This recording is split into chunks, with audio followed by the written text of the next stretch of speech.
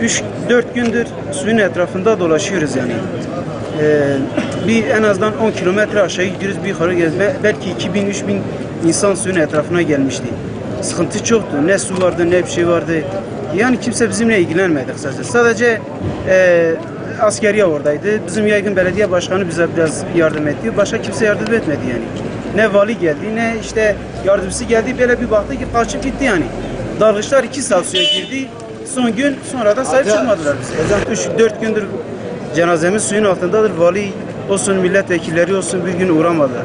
Ama batıda baktığımızda bir tane küpe kaybolmuştu. Koskoca medya hepsi o küpenin arkasında koşuyordu.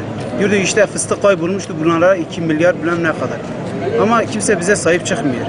Yani biz istiyoruz ki bu Muş'ta da bir tane dalgıçlarımız olsun, yüzücüleri olsun. Ve ne devlet bu işe bir el atsın. Yani yılda ortalama 10 kişi burada kayboluyor, suda boğuluyor, kimse sahip çıkmıyor. Yani bizim dediğimiz bu.